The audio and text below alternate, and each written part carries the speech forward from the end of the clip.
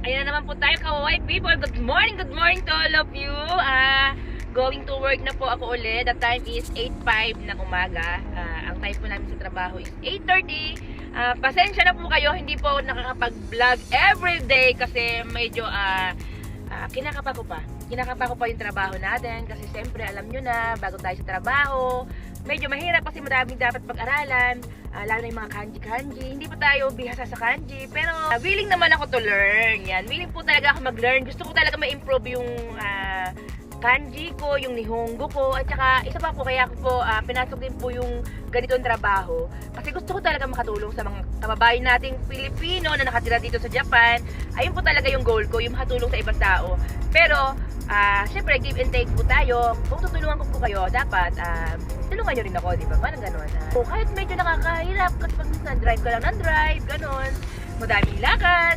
Pag minsan naman maghapon ka lang nakaupo sa harap ng computer, yung mga ganon. Tapos pag minsan naman busy-busy ka sa mga dengwa, sa mga calling na mag-apply daw sila. Yan, yung mga ganon. Pero na-enjoy ko po yung trabaho ko. Sobrang na-enjoy ko talaga siya. Na kahit mahirap, kasi ang dahil pang nagsasabi sa akin na mahirap daw, nakaka-stress.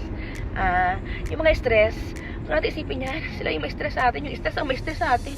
Ganun lang yun. Para always tayo pretty, di ba? Ayan, kaya po sa mga kababayan ko nakatira dito sa Japan na may permanent visa, long-term visa, at saka spouse ng may permanent visa holder na naghahanap po ng trabaho, kontakin nyo lang po ako. Ito po yung number ko. Ayan po. Baka may tulong po ako sa inyo. Call na! Doon muna si Eiko-chan sa kanyang school. Samoy! Samoy na! Samoy! Bye-bye! Bye-bye. 最初グー、じゃんけんぽい。わーバイバイ。Papa na ikaw, umukay. Body lang, si Papa susundo na. Bye-bye. Pagkahatid ko nga po kay Eiko-chan, biglang tumawag sa akin si Kuya Rainiel. Isa rin po kasi siyang staff o worker ng Kemi. Hindi siya nakapasok kasi masama daw po ang pakiramdam niya, kaya dinala ko siya sa ospital. Lunchtime na po. Dito po ako ngayon kakain sa sasakyan ko kasi galing po ako sa ospital kasi sinamahan ko po yung isang staff. Wala kasi sa sasakyan ako po yung nagdala. Then magla-lunch po tayo. Ito po ang lunch ko with...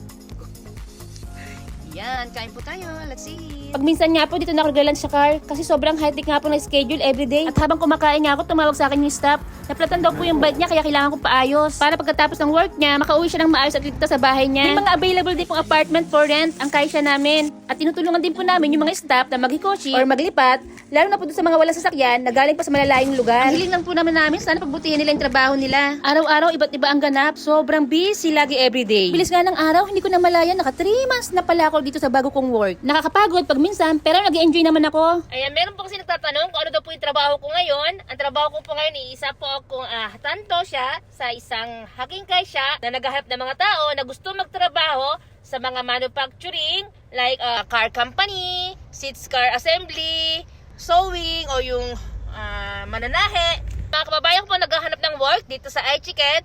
Kayo nyo contact po ang Kemik or ako po. Ito po yung number ko. Ako po matulungan po namin kayo.